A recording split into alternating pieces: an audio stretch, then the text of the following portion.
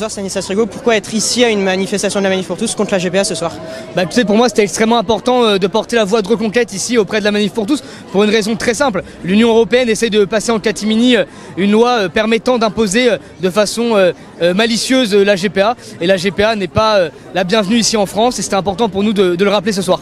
Le gouvernement a dit pendant les projets de loi bioéthique précédents que la GPA c'était une ligne rouge. Encore tout à l'heure, Dupond-Moretti à l'Assemblée nationale a dit que la GPA, on était contre, que le gouvernement était contre. Est-ce que vous faites confiance au gouvernement pour lutter contre ce projet de la Commission européenne? Absolument pas, pour une raison très simple. C'est qu'en 2013, et on a eu l'occasion de le rappeler tout au long de cette manifestation, on nous avait promis la PMA jamais. Puis après, on nous a promis jamais pour la GPA. Et en fait, à chaque fois, c'est la même stratégie, c'est-à-dire qu'ils imposent un sujet en promettant de ne pas aller plus loin. Et résultat des courses, les années passant, on se retrouve avec de nouvelles lois, soi-disant bioéthiques, qui sont imposées.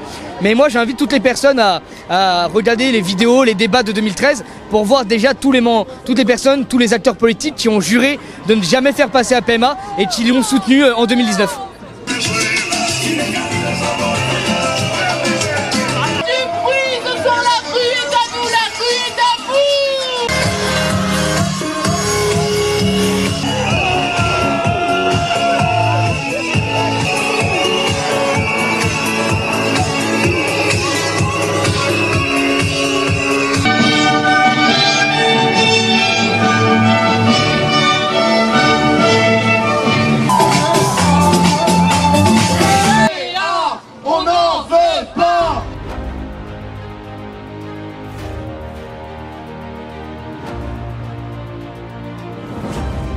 La gestation et la grossesse pour abandon est une pratique intolérable de commercialisation des êtres humains et de marchandisation du corps des femmes. Alors la France, mais aussi l'Europe, mais également les instances internationales ne devront jamais tolérer l'intolérable.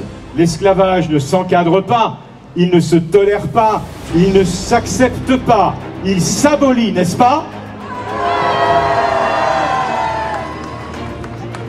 Avec moi, Moms Lives Matter. Un grand merci, Franck Meyer, à l'effort et on fait du bruit. Et avec vous, nous irons jusqu'au bout et nous gagnerons. Demain, c'est la journée internationale de lutte contre les violences faites aux femmes. Et évidemment, dans un contexte dans lequel l'Union européenne est en train d'avancer pour imposer la reconnaissance de la GPA dans tous les États membres de l'Union, c'était le moment d'agir sur le plan symbolique et sur le plan politique pour dénoncer ce qui s'appelle une reconnaissance mutuelle de la parentalité. C'est le nom de ce projet que la Commission européenne a élaboré et qu'elle veut faire passer. La Commission européenne devrait adopter ce projet, ce texte, d'ici le tout début du mois de janvier, puis il passera au Parlement européen et ensuite au Conseil des ministres européens de la justice. Et là est l'essentiel, il s'agit de reconnaître de fait la gestation pour autrui. Et il s'agit d'imposer donc cette reconnaissance à tous les États membres, à tous les pays européens, au prétexte que les commanditaires d'enfants par GPA doivent pouvoir aller s'installer dans n'importe quel pays d'Europe.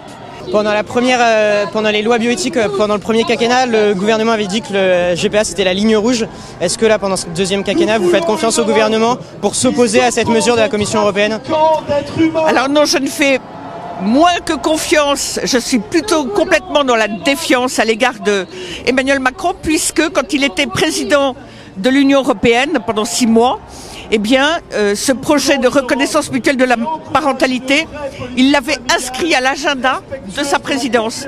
Et donc il y a eu, pendant cette présidence, une réunion de tous les ministres de la justice européens sur ce projet. Alors que la présidence précédente ou celles qui suivent ne l'ont pas inscrite à leur agenda.